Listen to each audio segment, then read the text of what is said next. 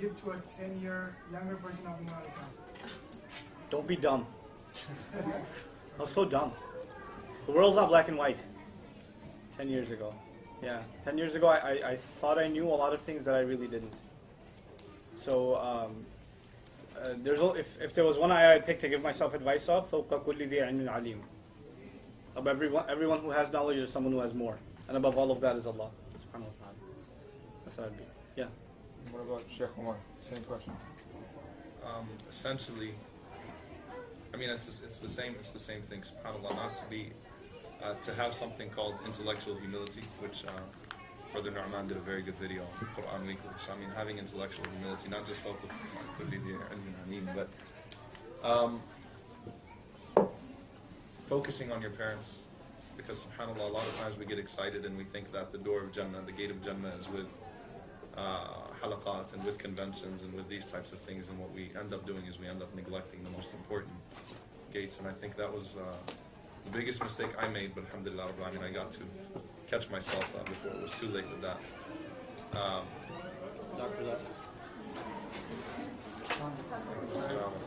So the most important thing is, you never forget that Allah subhanahu wa ta'ala's pleasure is with your mother.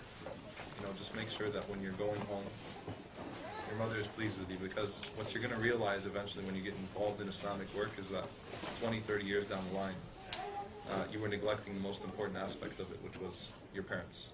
So I mean, just don't forget your parents. That's pretty much it.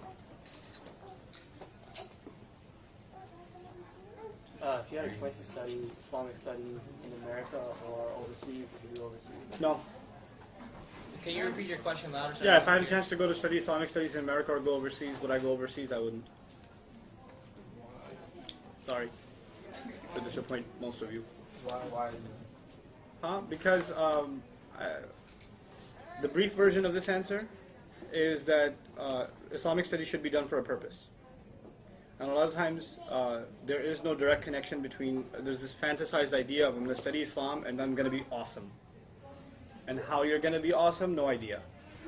But I'm going to be speaking at conventions, and that's my idea of awesomeness. Right? We have this really weird, twisted idea of what Islamic studies is supposed to be. The fundamental purpose of our life is to serve. Serve Allah as slaves, serve humanity for the sake of Allah, right? So whatever knowledge you're seeking should go towards that goal. Isn't that true? Now, just like when you go to college and you say, what do you want to do? I want to get a job. So what's your major? Anything that gets me a job. And then people who have no idea what they want to do, they say business. Right? It's like that with Islamic studies. What do you want to study? Islam. What about it? All of it. Because what are you going to do afterwards? Everything. There's no focus. Focus on one thing. Identify. If you identified an area within the ocean of Islamic studies that you want to pursue, then go for it. And then if you don't find any avenues in this country, then go abroad. But I'm telling you, most people that go abroad end up studying things that they could have studied in Brooklyn. They could have studied in Louisiana. Right? Yeah. Even unlikely places like that. If you're going to go abroad, then don't come back for a while. Go become the best you can be. Don't go study for 2 years. That's a joke. I could have done that here. Whatever you studied could have been done here. If you're going to go for 10 years, 15 years, become the top of your field, become the muhaddith of America, and then come back. We don't need mediocrity. And I would add on to that I think that we have an incredible amount of resources here in the United States that are not being properly tapped. Yep. And I think that, for example, and I'm not just saying this because he's my teacher, because even in the circle of ulama, you have someone like Dr. Salah Hassawi in this country, who when he goes to Egypt is giving khutbah to 30,000, 40,000 people, and even the scholars are trying to kiss his hand. People don't take advantage of the resources they already have over here, and I think that there's two things that come with Islamic studies. Number one, there's the academic aspect of it, which is studying in a classroom, and that's needed and that's very important. Number two is the aspect of pure tarbiyah. and finding the scholars, identifying the scholars in this country, subhanAllah. And once you learn Arabic, and I'm not doing a promo for Bayna, but seriously, once you learn Arabic, once you learn Arabic, you'll be able to tap. I mean, subhanAllah, it's incredible how you've got these scholars from Al-Azhar and these scholars from Islamic institutions sitting around in masajid, because they don't speak English, getting paid these low salaries, and that are, essentially prisoners of the masajid that could be tapped. And I would call someone, I think that the ideal person, someone that I personally respect a lot, that I think is someone that you all should seek advice from, is Dr. Abu Zayd, the one who spoke on Umar ibn al-Khattab in yesterday's session. Medical doctor, but learned Arabic, sat with the scholars, studied with Dr. Hatim al-Hajj, studied with Sheikh Rajab in Masjid Tawheed, studied with the ulama, and mashallah has been able to really combine success in this, in the secular sense with success, and he's still pursuing his knowledge. And again, it's fantasized. It's not easy. SubhanAllah, it's not a glamorous lifestyle to be a da'iyah. Being an imam is absolutely miserable. Okay, living an Islamic lifestyle and living the life of a da'iyah or life of an activist is not as glamorous as it seems. Okay, so I personally would prefer, and my parents used to always stress this with me. They said, you've got to do a degree other than Islamic studies. Fine, we let you study Islamic studies, we let you do all that, but you need another degree too. Okay, just in case, you need to have something else. And I had to get a degree in accounting, which I absolutely despise, but I actually did get a degree in accounting. Okay, and I don't work with it, but at least you have to be, you can't just say, I'm going to go study overseas and I'm going to become an imam and that's going to be all glamorous and people are going to respect me and adore me. Dealing with masjid boards in this country is the most miserable thing that you could possibly do, and it's not fantasized. So try to combine, pursuing a career in this country while tapping the resources that you have in this country and trying to strengthen those institutions, inshallah. How do you recommend that sisters who don't typically have as much access to male scholars get in touch with the people of wisdom? Because I know in my community, for example, there's no imam, and in a variety of communities around me, there's no imam currently. So I don't know how I can ask my daily questions to, who will give me trusted. It's valid. It's a valid question. I have that problem as a male, so I can only imagine a female. No, seriously. It's not just imams that are locally accessible. A lot of times, the imams we have access to, with all due respect to our imams, a good number of them really shouldn't be doing what they're doing, and end up creating a lot of problems in communities, unfortunately. It's a controversial subject, so I'll steer clear of that for now.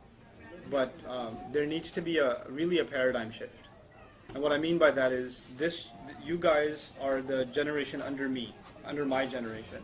Our generation's job is basically to create institutions that are equal opportunity, and mechanisms of communication that are equal opportunity. A lot of that, the world around us is changing really, really fast.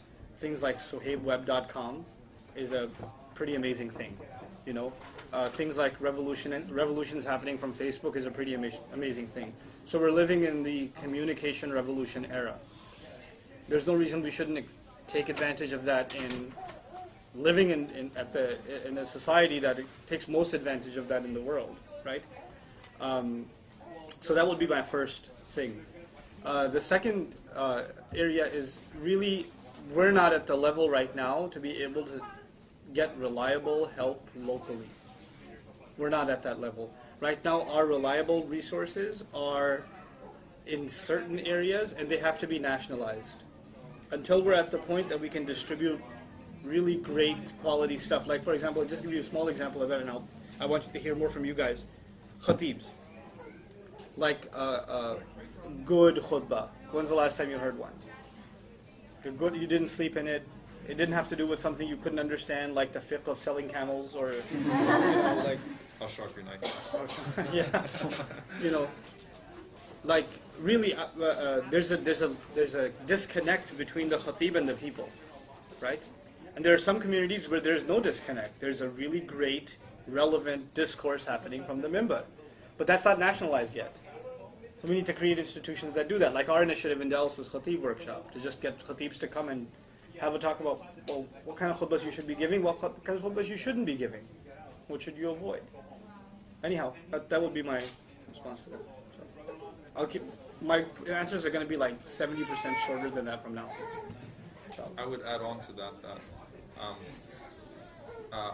try to take advantage also of online institutions that allow interaction between the scholar and the student. Inshallah ta'ala, that's something that you could do that's a more practical step in that regard. Also, again, unfortunately, our masajid have not created an atmosphere where sisters really can come learn, and have access to a scholar. But I think that if you insist enough, and with more senior scholars, and what I've seen at least, that more senior scholars are more willing, and naturally they're more willing to speak to sisters and to give them their time in that regard. So taking advantage of more senior scholars. But again, trying, where there's a will, there's a way. So inshallah ta'ala, you'll find your way within night time. What is the most important piece of advice you would give to someone who is in a MSA leadership position? be patient. Be mindful of ideological extremes. Don't take sides.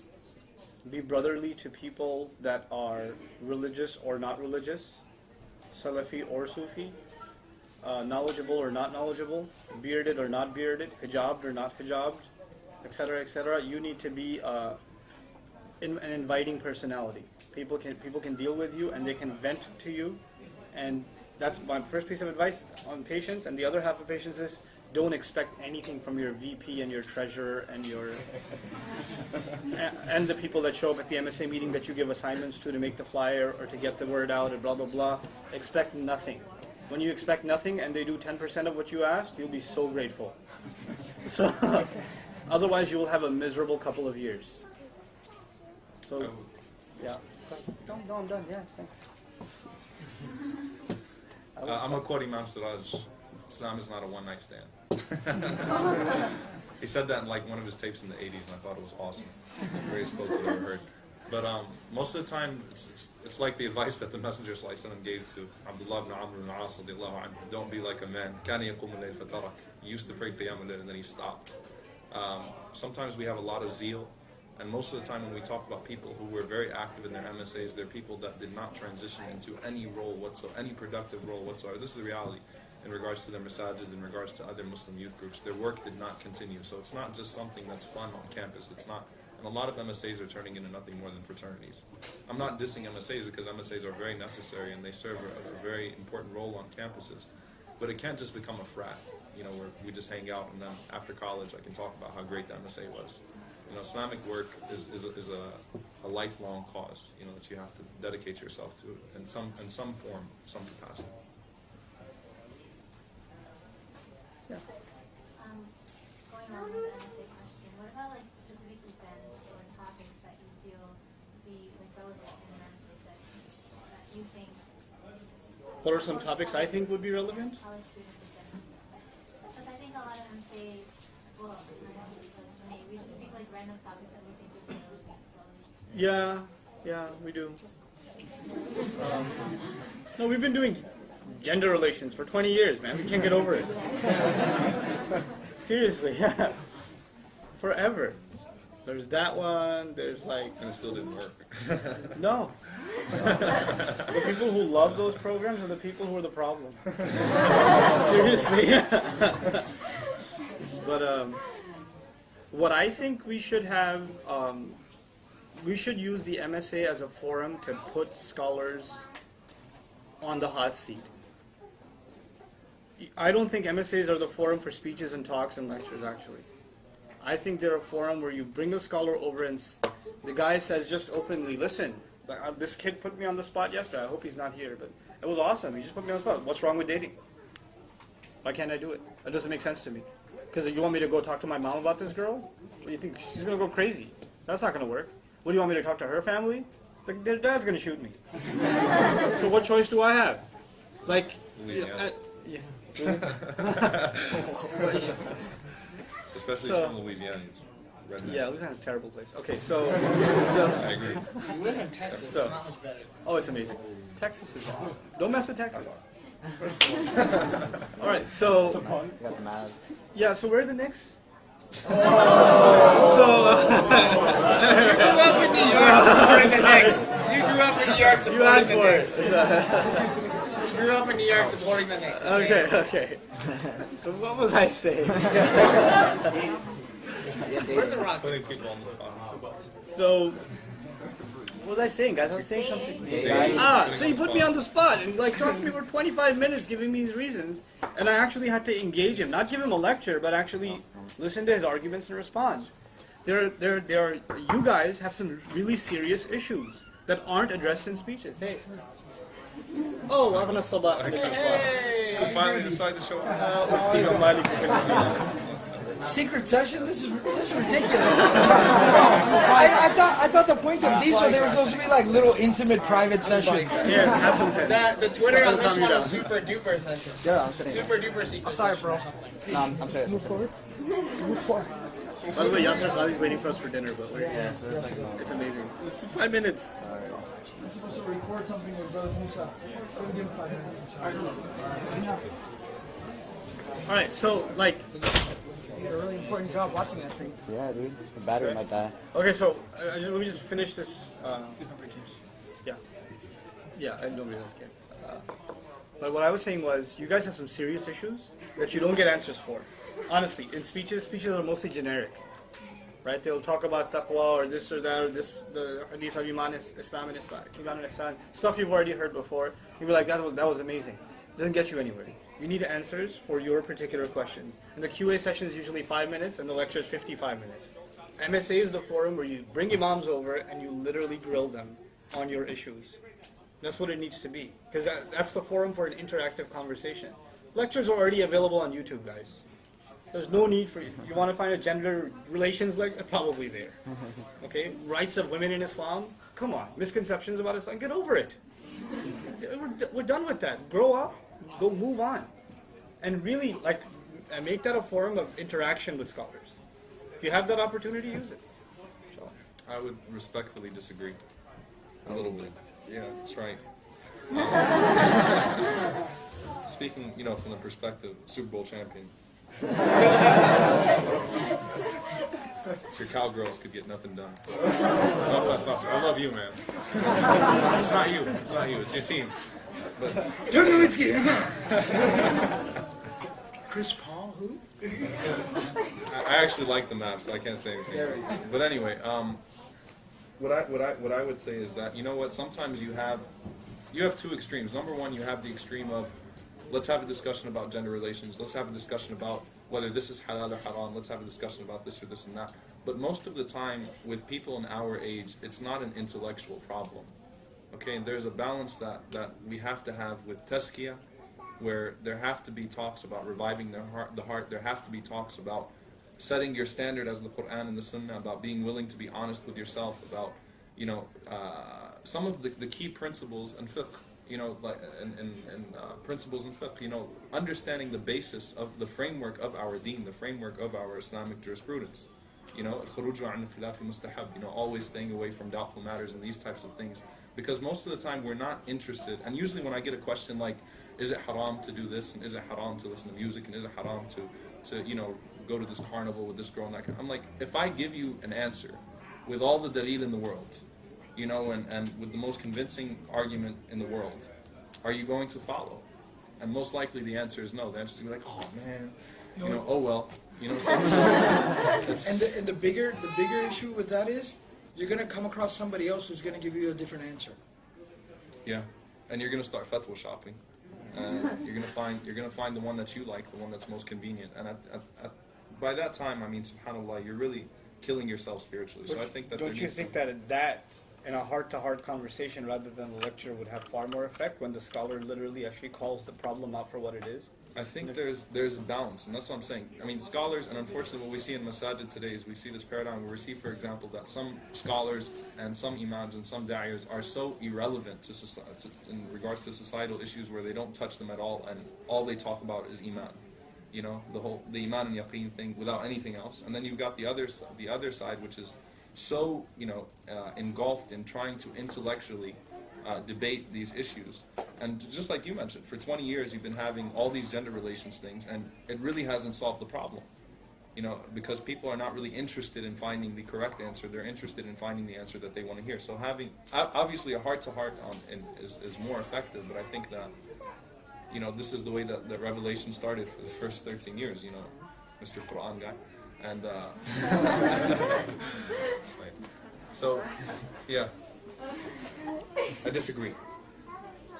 That's it? That's all I got. You want to offer a rebuttal? No. My rebuttal was last year at Baldwin.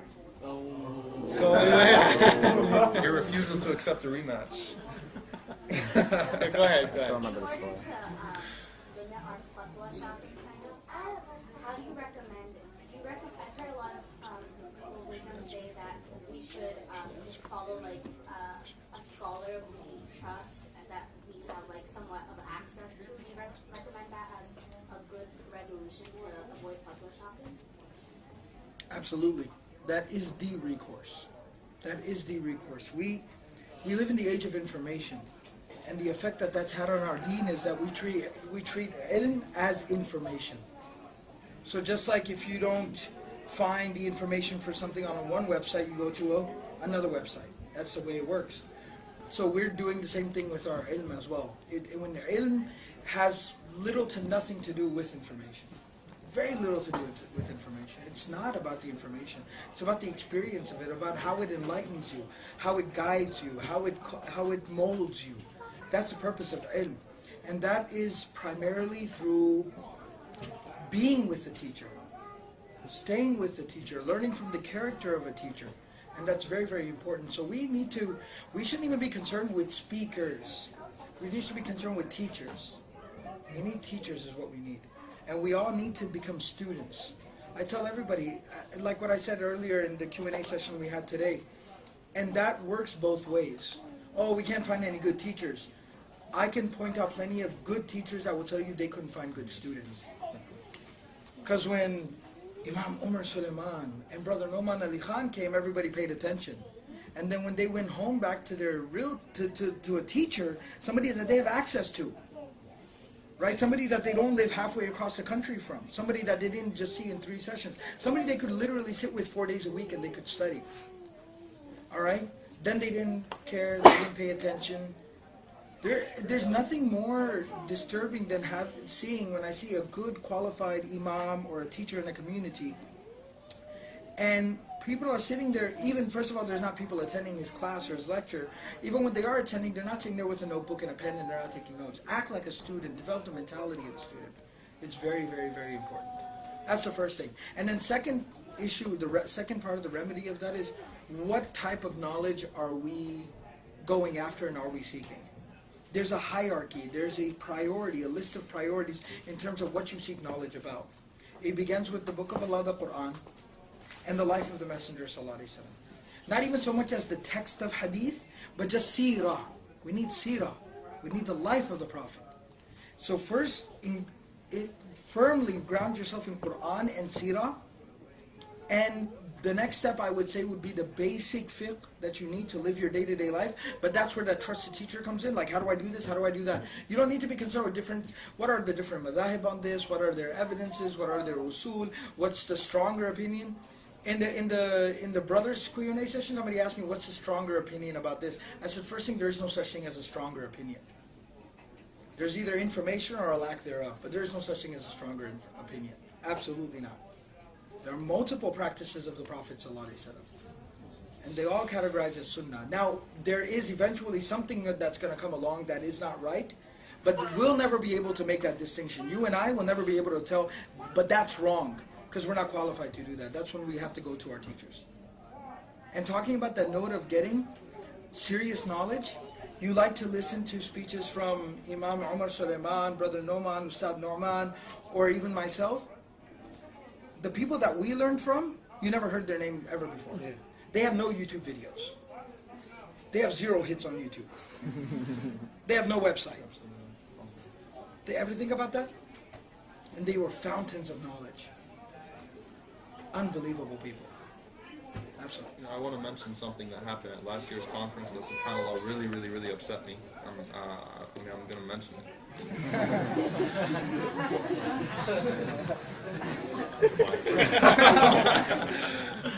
We've got a rematch in 2 hours. But anyway, so, you know, something that really upset me, subhanAllah, I remember this session. So it was myself and it was Brother Wissam and it was Sheikh Muhammad Iqbal Nadwi. And Sheikh Muhammad Iqbal Nadwi, and I shared this with somebody, I was really upset that day. Sheikh Muhammad Iqbal Nadwi was in the middle of myself and Brother Wissam. And when I finished, people, when he got up, while he was speaking, while he was starting his speech, the room cleared out. And then whenever people realized that Brother Wissam's turn was coming, the room was filling up again. And I was like, look, subhanAllah, we're just, I mean, seriously, compared to these guys, this guy's a PhD from Al-Quran. I'm a joke. I'm not a scholar, I'm not even a student of knowledge compared to this person. Neither is Brother Wissam, neither is Brother Nu'man, and I know that he's, you know, he has no problem saying that. We are not scholars here. You know, we're trying to just at least, I mean, at least the goal that I see from whenever we speak is that, inshallah ta'ala, you would take your knowledge more seriously and you would go learn from real scholars. You know, like, you've got people like Dr. Salah, you've got people like Dr. Hatim al-Hajj. Some of you guys have had Dr. Hatim al-Hajj. We were having, you know, a conversation. Dr. Hatim is a PhD in fiqh and a physician, a genius of a scholar. But because he speaks in monotone, his lectures are mostly empty. So are we interested in speakers or are we interested in scholarship? Okay, so we should be interested in scholarship. All right, this is just hype. All right, what's real, and I mean, I trust me. Whenever you go to some of these conferences, I remember once in Texas Dawah Convention, Dr. Salah Hassawi, behind the closed doors, was giving a halaqah of tazkiyah to the speakers. And you imagine that Sheikh Walid and you know, the speakers that we listen to, Sheikh Yasir, everybody's sitting on the floor and he's sitting on a chair and giving a lecture. And that was such a powerful image for me, because if he's at a conference and he's speaking, he's not going to have but 5-6 people in the room. But if his students are speaking, because they're better speakers, they're going to have a packed room. So we have to, I mean, we have to really think about that. Are we really serious about scholarship or just being entertained and amused? But one thing, this is a small session and this is a private session. I really appreciate Imam Omar being very candid and just giving it to y'all like it is. Because sometimes we need to hear it like it is. But I'll just add one last thing on top of that though, is nevertheless, all of you being here, and whatever time you spent and whatever sessions you've sat in, it's still of benefit, mashallah. It's better than where you could have been. And we should never demean, we should never degrade any level of work. No, and this is serious. I know we all feel this way. Brother Numan has said this multiple times about like how sometimes going back to the conferences over and over again, like the MSA conferences, started developing like an empty feeling, because it was just sort of like the recycled feeling over and over again. So mashallah, you guys seem like you're serious students, and that's why we're talking to you like this. But don't ever make the mistake of degrading somebody else who's excited to be at the conference, because that's the first step for that person. Every little facet of operation, every little facet, or every little scene that we have going on in terms of Muslims in the Islamic scene, whether they be conferences or just the MSA get-together or the halaqah or the class or the intensive and the seminar, all that stuff, it's all for different segments, different demographics of the community, and inshallah somebody's benefiting. You just have to make sure that you are constantly pushing and motivating yourself to go forward, inshallah, and grow past the limit. And that's why Imam Omar is trying to remind you guys that you're here at a conference. Now let's move past conference phase and get serious about learning, inshallah. You just mentioned that you said you go for scholarships. I was wondering, you mentioned that you should go for scholarships, schools like this, in hyper speakers. What can we do to find scholarship? Where can we look? And what tools can we take to actually develop that relationship with scholars and teachers that we can start learning? I got one. Learn Arabic. I don't care where. I don't care how. You'll have access to scholars. Absolutely right. Just take it seriously. If you want to head down that path, fulfill the prerequisite. Yep. The door opens up after the key. Yeah. You and then you.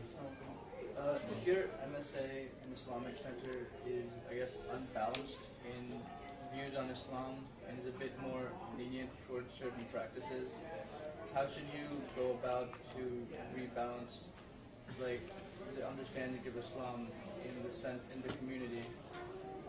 Because if, for example, there are lots of people who have more lenient views on Islam, Yeah. how do you go about bringing the balance back to like a more balanced approach? You want to take this one? I could take it if you like. I don't want to because of what my response is. Oh, yeah, I know. That's why I asked you. Baseball bats. Yeah.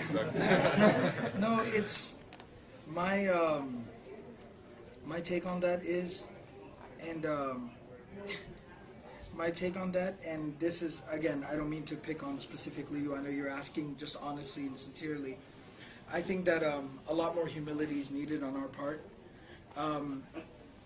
I mean, like how, you know, sometimes we have to just kind of check ourselves in terms of, we're not in the position to maybe necessarily say that they are doing it right, they are doing it wrong. My concern for young people is right now, just go be productive. Just go be productive. Just go do good stuff. Just get involved. Just do.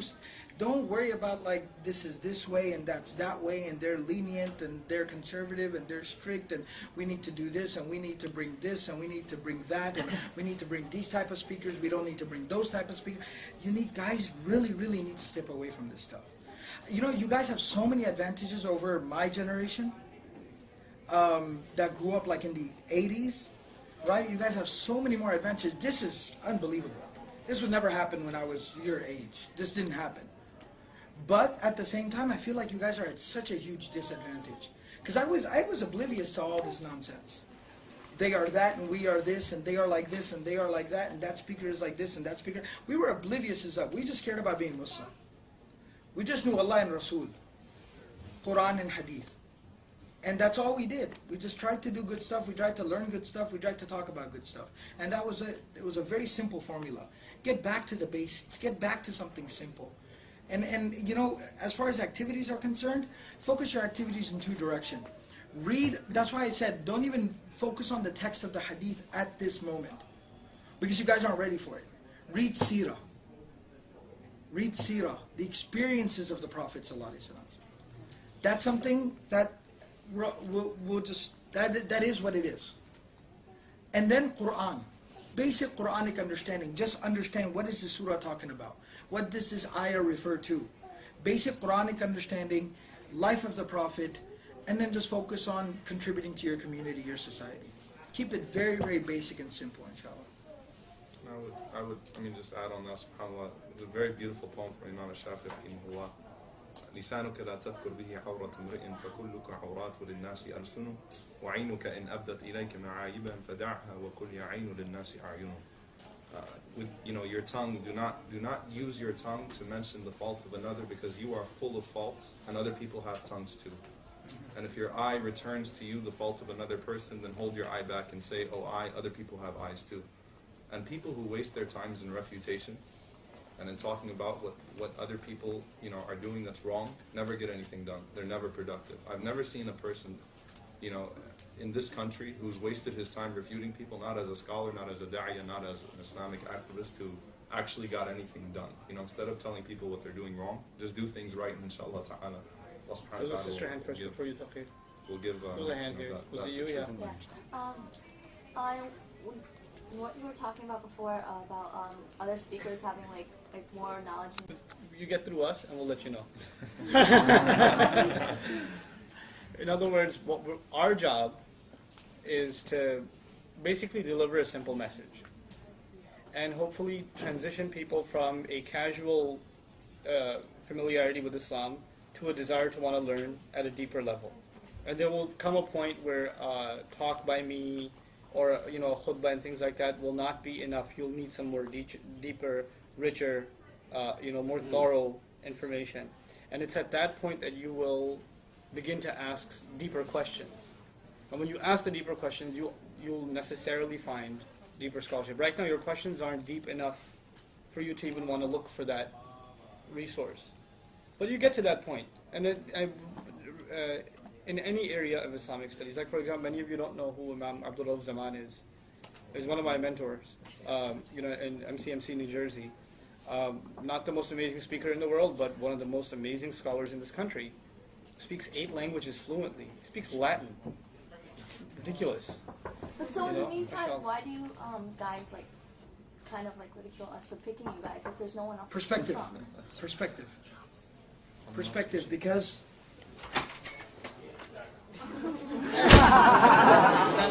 It was Nahal. it's my student. That's fine. Good guy. Wait, what are you guys? I love you too. But it's perspective. What are It's you gonna perspective to stop you, prevent you from falling into that predicament of just personality worship, because that's detrimental, and also to kind of save people like Brother Noman. So honestly, Because our generation fell into that. We idolized certain people, and then that was all of Islam for us. And then until we ran into a wall face first, then we realized, oh my God, there's more.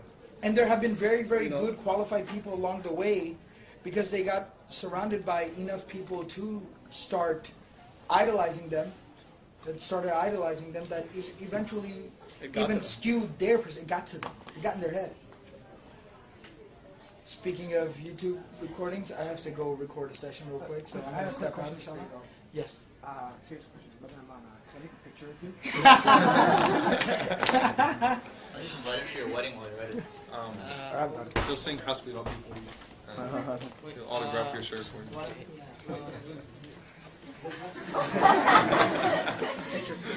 Got your name cooler. Nahal, what are you doing? All right. Standing there. Nahal. This is a bear. Hurry up. Just try to listen. As much as the idea of trusted speakers and scholars trying to find somebody to follow, what's the criteria you use to decide who's worth studying? Okay, loaded question.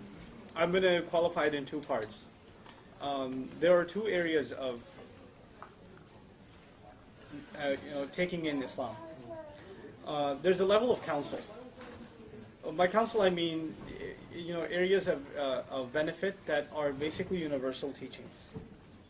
There, I'm a lot less. I discriminate a lot less. I'm willing to take from anybody when it comes to being good to parents, when it comes to managing your time better, when it comes to being regular in your salawat, the universals, right? I won't say what is the background of this person, where they graduate from, blah blah blah blah. It's good advice. I'll take it. I'll look at what's being said first, way before I look at who's saying it. Okay. When it comes to life, altering types of decisions in my life. For example, I'm going to go to Hajj. I need to learn about the fiqh of Hajj. I'm about to purchase a house. I need to learn something about Islamic financing. I'm about to get married. I need to learn some very precise things about the fiqh of marriage, etc., etc. I have very pointed questions that have to do with my life. It's not just philosophical Islamic pursuit. It has to do practically with my life. Then I'll actually do research into people that specialize in these areas, that are that are appreciated by people I look up to, that are more knowledgeable than I, and everybody knows other people that are more knowledgeable than themselves, who can recommend experts in a certain area, right? So, and then I'll go ask them. And I'll be honest with you, for a lot of my fiqh questions, I just ask Abdul Nasser. I mean, he can't, he lives in the same town, so I'll just go to him and just say, hey, help me out. We're going to go to that sister. Yeah, and she raised her hand a long time ago. And Yeah. then, I was before Zumar, but okay. yeah. I'm kind of going back to women who want to learn more. Yeah. Attain more knowledge, especially for females. How do you I don't think I was satisfied with the answer. How do you go about approaching a scholar or somebody you're finding knowledge and able to grab enough knowledge for yourself that you can maybe even teach others, but have a way so that there can be a network, especially with sisters one-on-one that don't know really how. How do you do that? One of my wishes is if thanks. Okay. You can say that. Okay. Well, you guys heard of Al Huda Institute in Canada? I was just thinking about that. Dr. Farah Hashmi? You heard of Dr. Farah Hashmi? This lady has literally changed millions of lives by Allah's permission, conducting tafsir of the Quran, word by word, a complete root analysis of every word in the Quran from Fatiha to Nas in Urdu, out of Canada, right? And then some of her students started doing it in English. This is a network of literally hundreds of thousands of Muslim women. Hundreds of thousands of them. One of our teachers on campus, at the Baina campus, is a graduate from her institute. She teaches Quranic root analysis for us. I'm not saying that institute in particular, but that culture of sister institutions and an independence from male scholarship needs to be developed. At the same time, I'm not denying that we can take advantage of male scholarship, but there's always going to be a social barrier. It's going to be there. And the real lasting solution to that is actually female teachers, female scholars, female institutions, female training programs. Right now, for example, we have at our campus, we have brothers and sisters on campus. And when we get to the conversational part of our curriculum, it's very hard because I'm a male teacher, and when you're teaching a conversation in a foreign language, you have to make small talk. You have to chit-chat because you have to get people to converse. So we literally had to hire sister teachers because I'm not going to go chit-chat with a sister. No matter how much I want to teach her, I'm not going to talk to her about what you have for lunch or whatever. And they're uncomfortable too. That's just how we are naturally as Muslims. We have a sense of haya, right? So we had to actually create a parallel program for sisters for the conversational component because it was a necessity, right? It became a necessity. But this is a transition we're going to have to make of literally an army of female teachers and scholars. And it's not going to come from outside. We have to take what we have and build on it. Yeah. Wait. You spoke about the need to create Islamic institutions. Yeah. What about the need of regulation? Do you think there's a need for that in I think regulation comes over time. It doesn't come first. These institutions are developing whether you like them or not. Right. And as they grow and mature, you're going to find cracks in them. And because right now we have individuals. We don't even have institutions.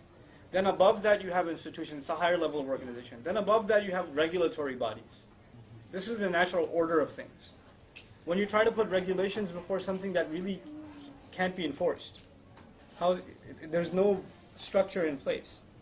So the natural order will be institutions will come into being, they will mature, they will grow, and eventually they'll form networks, and then regulations will come into play. Like right now, if there was somebody that decides what foods are halal and haram, who's there to respect it?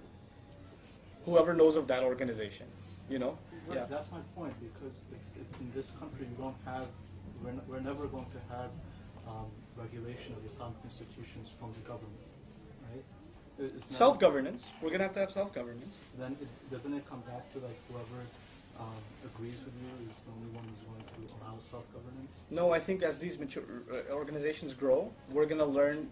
I think this country is the best place for us to learn coexistence, and for a best place for us to unify on what is completely unacceptable. And you'll find that the unacceptable things, the fringe things, are going to start withering out, whether you like it or not.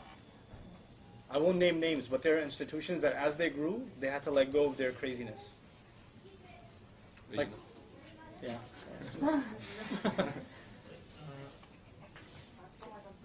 So it sounds like you guys want us to kind of go back to the basics, like learn Quran and like understand it. Sure. But from a Dawah perspective, in our universities, there's a lot of like in our times, there's a lot of questions about more complex subjects that we need to understand. So how would you advise us on going about learning about those subjects and still? You want to say something about that? I mean, I would, and this was what Brother Norman said about bringing scholars and putting them on the hot seat in that regard. You do have to have, Islamic scholars addressing issues that require scholars addressing them. And one of the things, for example, the whole Sharia issue, which has been completely blown out of proportion.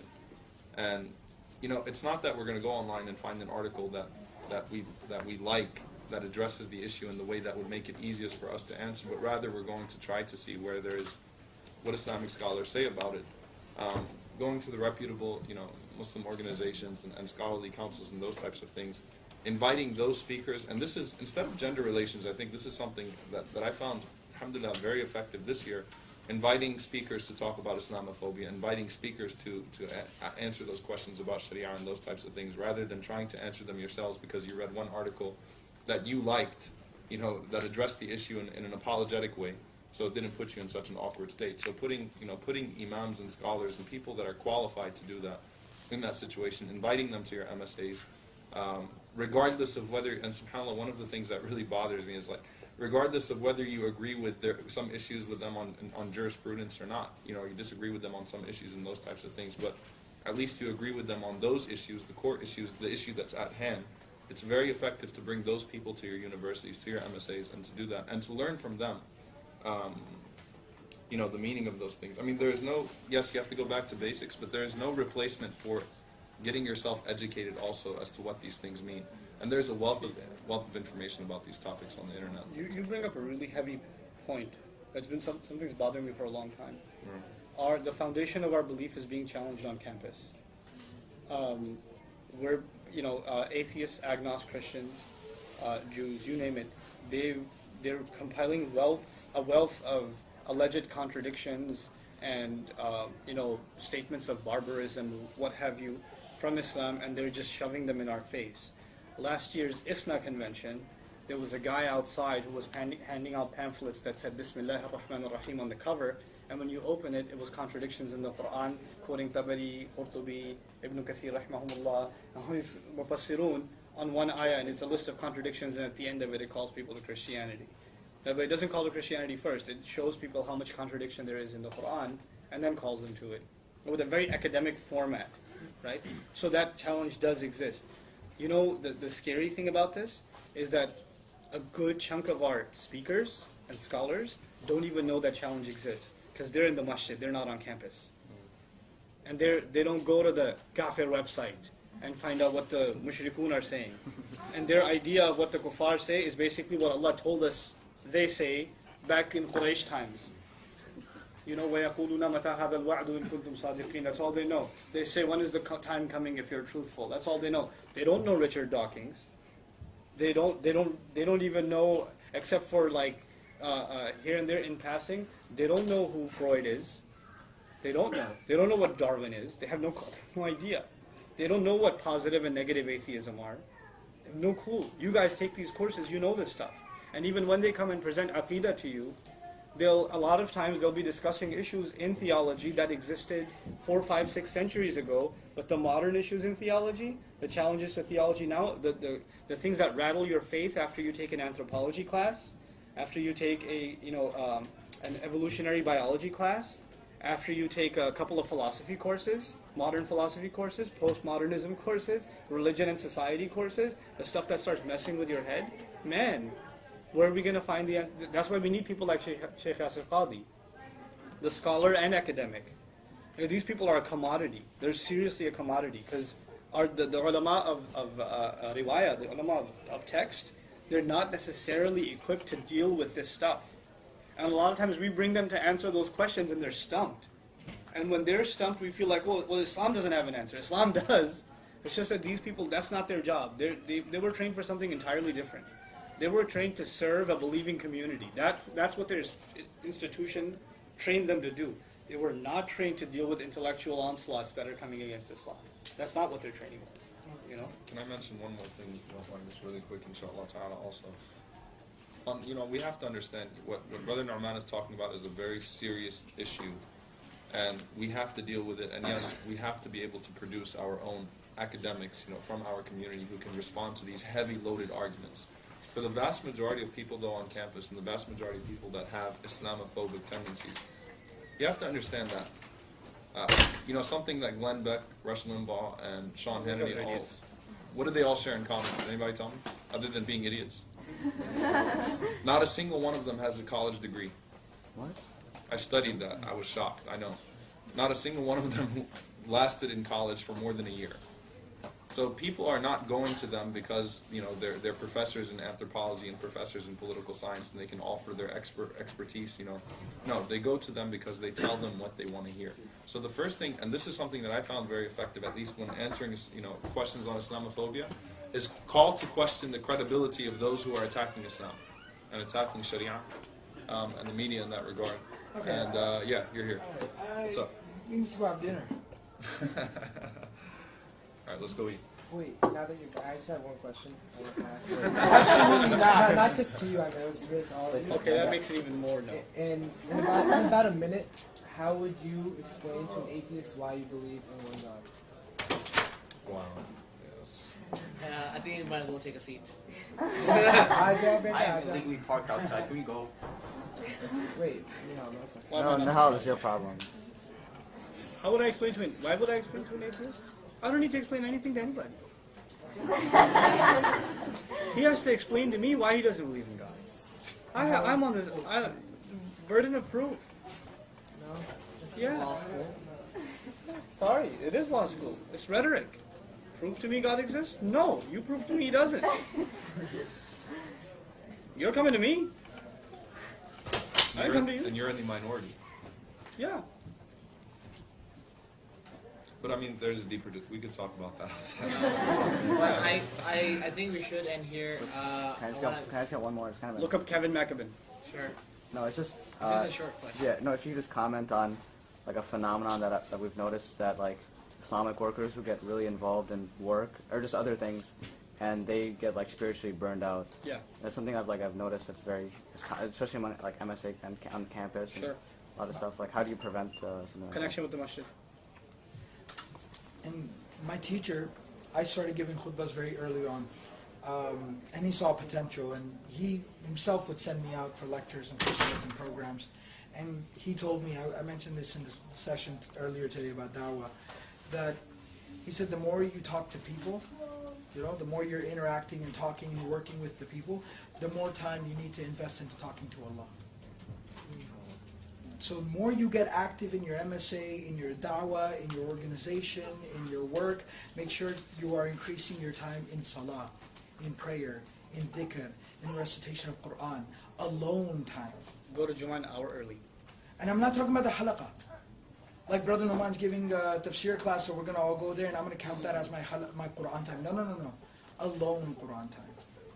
Alone. Spend time with Allah, like in that figurative sense. Private time with Allah. I'm just going to pray quietly. I'm going to take an hour and just recite Quran. That's very, very important. Therapeutic. That's what it is. And subhanAllah, today that's what we were talking about in the intensive class, why Allah subhanahu wa ta'ala revealed Surah Al-Muzammil after Surah Al-Mudaththir, that you need to have spiritual constants. It's not just a one-time thing, you had a spiritual birth, and then all of a sudden you go into da'wah and you start forgetting your spirituality. Talking to Allah subhanahu wa ta'ala, and here's the other thing that I think happens when you get really big as an activist, when you start really getting important, إِنَّمَا جُعِلَ لَكَ أُذُنَانِ, what he said. Allah gave you 2 ears but only one tongue, so use them in a proper proportion. You have to have a scholar, you have to have someone you go to who counsels you, someone who talks down to you, and someone who teaches you and keeps that aspect of tarbiyah in your life. You never grow out of that. I don't care how big you get, you never grow out of that. And once you lose that, you start losing yourself without realizing it. It's the danger of it, subhanAllah. So I think we're going to end here because... I love YM. Yeah, and go to YM halaqas and that'll get you in the Jannah, inshallah. We have pens and stuff. There's booklets. The entertainment session is starting now.